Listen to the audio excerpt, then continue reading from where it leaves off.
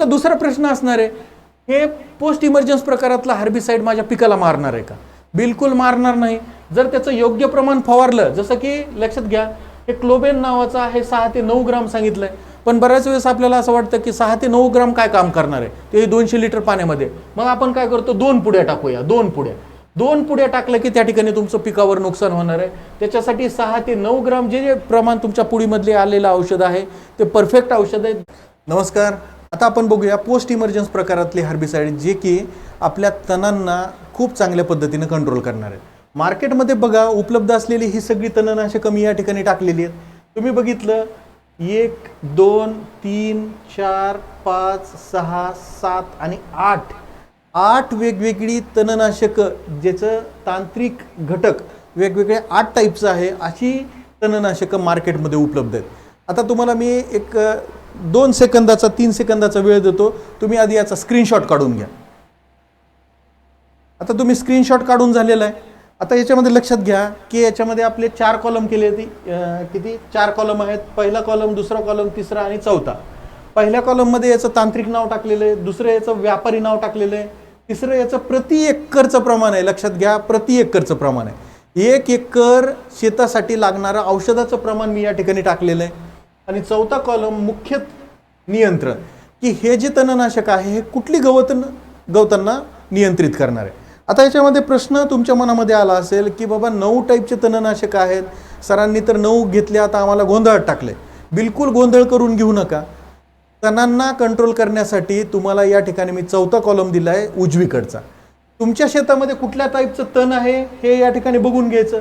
जसं इथं बघा 2 नंबरचं औषध आहे इमॅझिथिफिर, परस्यूट, लगान आणि वीड ब्लॉक नावाने हे व्यापारी नाव हे मार्केटमध्ये उपलब्ध आहे. इथं बघा केना आहे, कुरडू आहे, घोळ आहे, रानपोपटी आहे आणि इतर काही गवतवर्गीय तणे. ह्या तणांचं इफेक्टिव्ह कंट्रोल कोण करणार आहे, तर परस्यूट करणार आहे. म्हणजे अशा पद्धतीनं तुम्ही तणनाशक वाचायचं आहे की तुमच्या शेतामध्ये कुठल्या टाईपचं तण आहे आणि त्या तणांना कोणतं तणनाशक हे चांगल्या पद्धतीने कंट्रोल करणार आहे. तर याच्यामध्ये लक्षात घ्या की प्रत्येक तणनाशक आहे, जसं की पहिलं तणनाशक आहे क्लोरिम्युरॉन, मार्केटमध्ये हे कॉर्टिवा आणि घरडा कंपनीचं क्लोबेन आणि क्लासिक नावानं उपलब्ध आहे. क्लोबेन आणि क्लासिक. क्लोबेन हे मार्केटमध्ये तुम्हाला मोठ्या प्रमाणामध्ये प्रचलित आहे. कॉर्टेवाचं क्लासिक सुद्धा खूप चांगलं आहे. दोन्ही कंपन्या चांगल्या आहेत, घटक सुद्धा खूप चांगला आहे. 6 ते 9 ग्राम औषध आपल्याला वापरायचं आहे. या ठिकाणी पाण्याचं प्रमाण मेन्शन केलं नाही, पण लक्षात घ्या प्रत्येक औषधासाठी 200 लिटर पाणी हे लागणार आहे. कुठलंही औषध घ्या, जसं इथं 6 ते 9 ग्राम आहे, 300 मिली आहे, 300 ते 400 मिली आहे, इथं 300 मिली आहे, इथं 400 मिली आहे, 40 ग्राम आहे, 400 मिली आहे आणि हे 800 मिली आहे. प्रत्येक औषध कुठलंही असू त्याचं प्रमाण कमी जास्त असू द्या, पाणी मात्र आपल्याला 200 लिटरच वापरायचं. तर हे 200 लिटर पाण्यामध्ये हे औषध मिक्स करायचं आहे. कुठलंही एक औषध जे तुमच्या रीचमध्ये असेल, जे तुम्हाला मार्केटमध्ये सहजपणे उपलब्ध आहे असं औषध घ्यायचं आहे. आणि ही मगाशी जी प्रोसिजर सांगितली होती, 200 लिटरचा ड्रम घेणे, त्याच्यामध्ये 190 लिटर पाणी, बकेट ज्याच्यामध्ये 10 लिटर पाणी, स्वच्छ पाणी, गढूळ पाणी घ्यायचं नाही आहे. पाणी अत्यंत पिण्यायोग्य असलं पाहिजे. जे पाणी आपण पिऊ शकतो असंच पाणी फवारणीसाठी आपल्याला घ्यायचं आहे. आता तणनाशकं ही सगळी मार्केटमध्ये उपलब्ध आहेत. तुम्हाला मी डोस दिलेला आहे, कसं वापरायचं ते सांगितलेलं आहे. आता महत्त्वाचे प्रश्न आपण घेऊया. पहिला महत्त्वाचा प्रश्न आहे की ही जी पोस्ट इमर्जन्स टाईपची हर्बिसाइड आहेत ही फवारायची कधी. तर गोष्ट लक्षात घ्या, पोस्ट इमर्जन्स प्रकारातली हर्बिसाइड्स हे तुमचं पीक म्हणतोय मी, तुमचं पीक साधारणतः 20 दिवस ते 31 दिवस वयाचा असताना ही सगळी हर्बिसाइड्स, ह्याच्यापैकी कुठलाही एक हर्बिसाइड तुम्हाला, तणनाशक तुम्हाला तुमच्या सोयाबीनच्या पिकावर फवारायचं. तुमचा दुसरा प्रश्न असणार आहे, हे पोस्ट इमर्जन्स प्रकारातला हर्बिसाइड माझ्या पिकाला मारणार आहे का? बिलकुल मारणार नाही. जर त्याचं योग्य प्रमाण फवारलं, जसं की लक्षात घ्या हे क्लोबेन नावाचं आहे 6 ते 9 ग्राम सांगितलंय, पण बऱ्याच वेळेस आपल्याला असं वाटतं की 6 ते 9 ग्राम काय काम करणार आहे, ते 200 लिटर पाण्यामध्ये. मग आपण काय करतो, 2 पुड्या टाकूया. 2 पुड्या टाकलं की त्या ठिकाणी तुमचं पिकावर नुकसान होणार आहे. त्याच्यासाठी 6 ते 9 ग्राम जे प्रमाण तुमच्या पुडीमधले आलेलं औषध आहे ते परफेक्ट औषध आहे. दुसरं आणखी एक्स्ट्रा औषध टाकण्याची गरज नाही. त्याच्यामुळे हे 6 ते 9 ग्राम टाका. पुन्हा तुमचा प्रश्न राहील, सर स्टिकर घेण्याची गरज आहे का? बिलकुल स्टिकर वेगळं घेण्याची गरज नाही, कारण ह्याच्यामध्ये स्टिकर्स असतात, स्प्रेडर्स असतात, ॲडज्युवंट्स असतात, स्टॅबिलायझर्स असतात. हे सगळं तुमच्या त्या कंपनीनं टाकून दिलेलं असतं. स्टिकरवर वेगळा 200-300 रुपये खर्च करण्याची काही गरज नाही. दुकानदार तुमच्या गळ्यातच घालायला बसलेले आहेत औषधं, त्याच्यामुळे ते म्हणे स्टिकर घेऊन जा, हे ॲडज्युवंट घेऊन जा, हे स्प्रेडर घेऊन जा, काही घेण्याची गरज नाही आहे. तुम्ही फक्त प्युअर औषध फवारायचं आहे पाण्यामध्ये. जर एखाद्या कंपनीनं, जसं काही कंपनी अशा आहेत की ओडीसी आहे, ओडीसी 2-3 घटक त्याच्यामध्ये देतं, त्याच्यामध्ये अमोनियम सल्फेट देतं, अमोनियम नायट्रेट वगैरे हे असं दिलं जातं. तर ते तुम्ही ते मिक्स करा, त्या पॉकेटमध्ये जे काय आलेलं ते तुम्ही मिक्स करा, वेगळं काही घेण्याची गरज नाही.